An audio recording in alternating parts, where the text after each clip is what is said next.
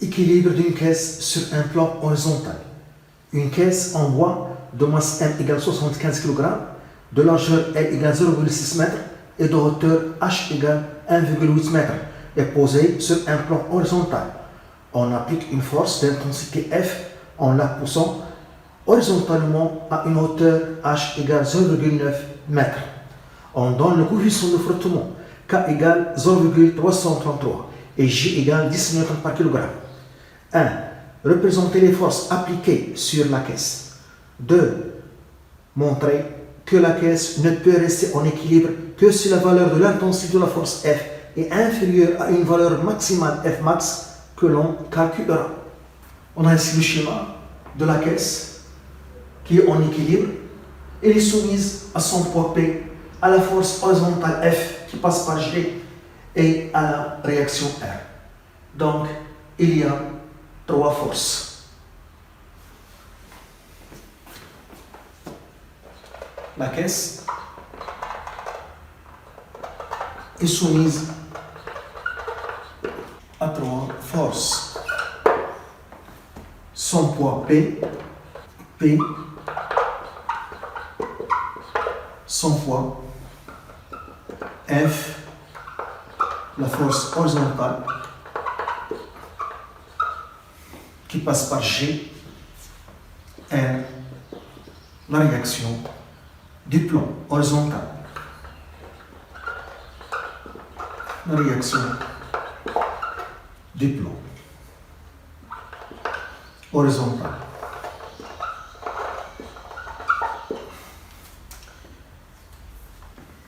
On peut décomposer la réaction R en 2 composantes. Une composante tangentielle RT et une composante normale Rn. Donc R est égal à RT plus Rn. La composante tangentielle et la composante normale. La composante tangentielle est obtenue en projetant la réaction sur le plan qui est horizontal, ici à l'angle droit. Et la composante normale est obtenue en projetant la réaction R sur la normale au plan. La droite qui est perpendiculaire au plan. On a R. 2. La valeur de F max. La valeur de la force maximale qui permet d'avoir l'équilibre de la caisse. Pour le premier schéma, la caisse est soumise à son poids, à la force F horizontale et à la réaction R. On a ici, pour trouver les caractéristiques de la réaction, on a ici tracé le polygone des 3 forces.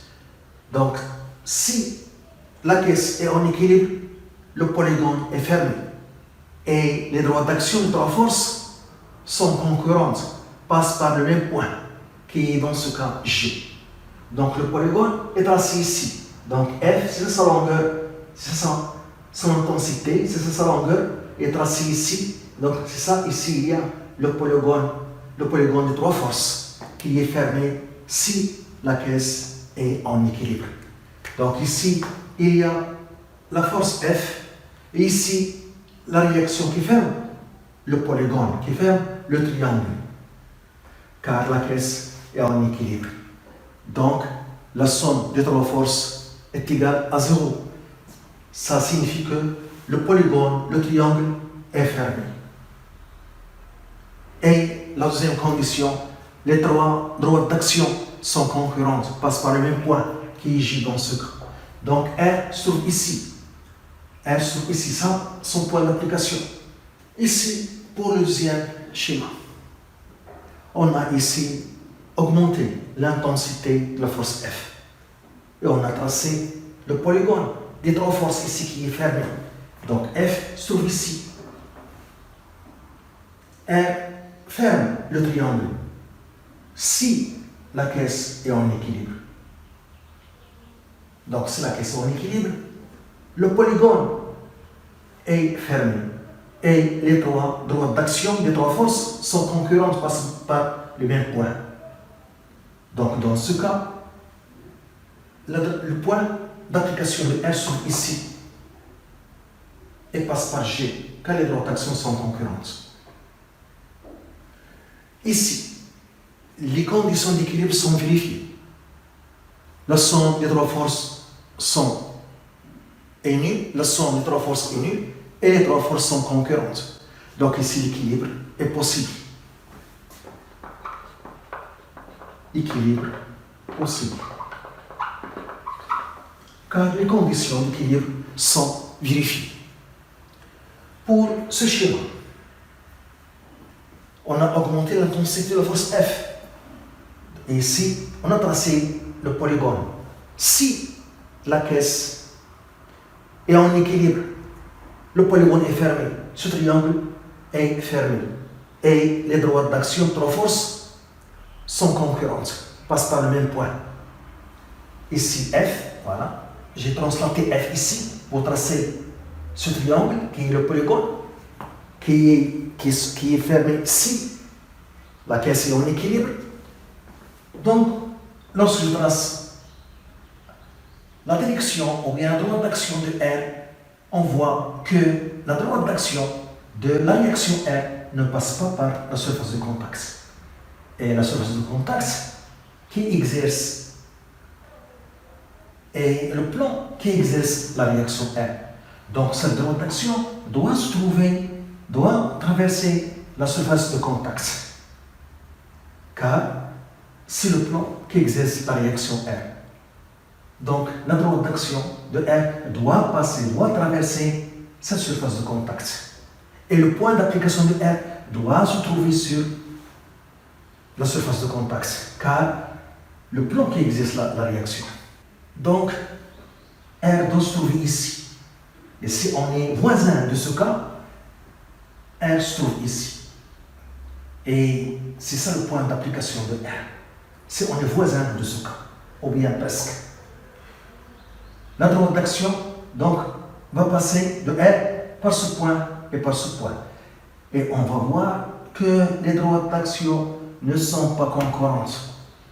Les droites d'action des trois forces ne passent pas par le même point. L'une des conditions d'équilibre n'est pas vérifiée.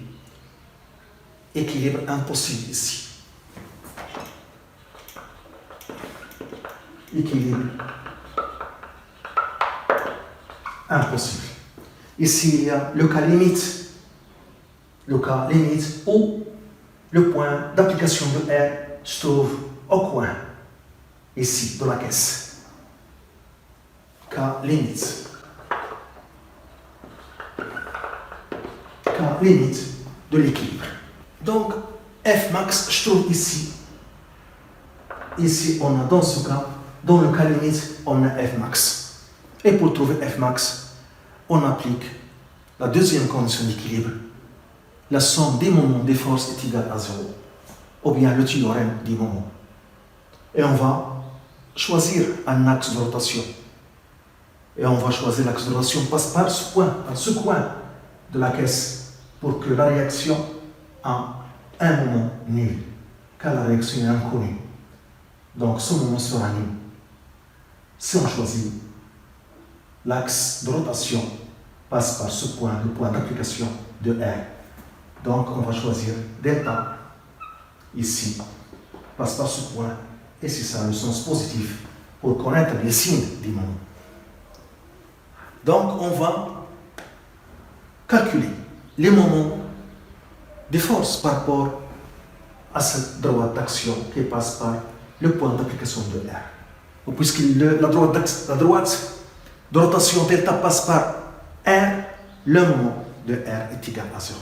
Donc il reste le moment de F max et de P. Donc puisque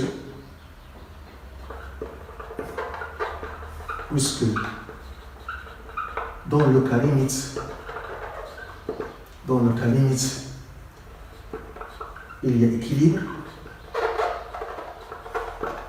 Donc la somme des moments des forces appliquées par rapport à delta est égale à 0.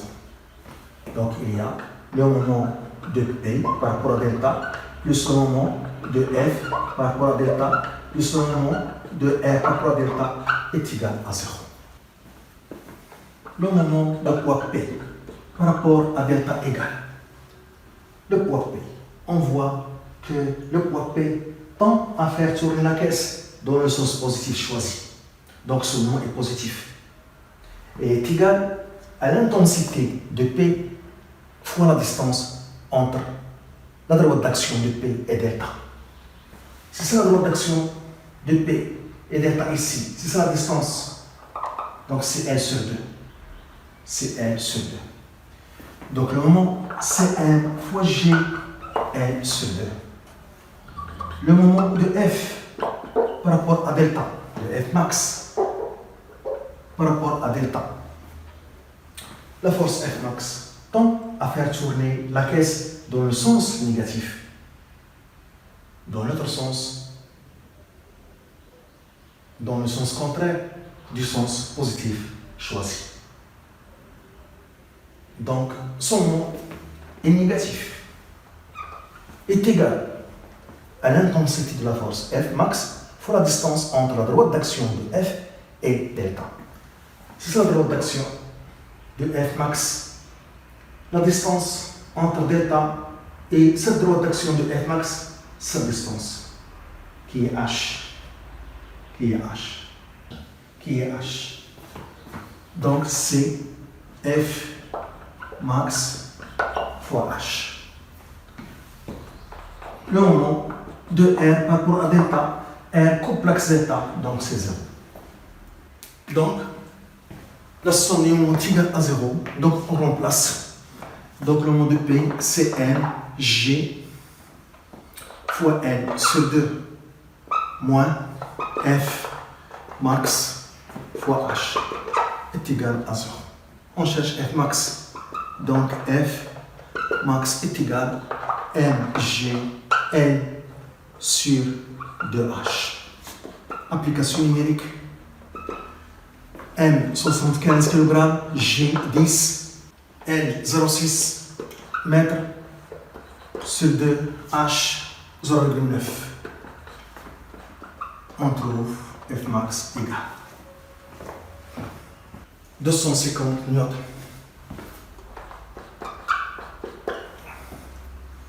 Si l'intensité de la force F appliquée est inférieure à F max, la caisse sera en équilibre. Si l'intensité de la force F est supérieure à 250 newtons, la caisse bouge, ne sera pas en équilibre. Si F est inférieur à F max, la caisse est en équilibre.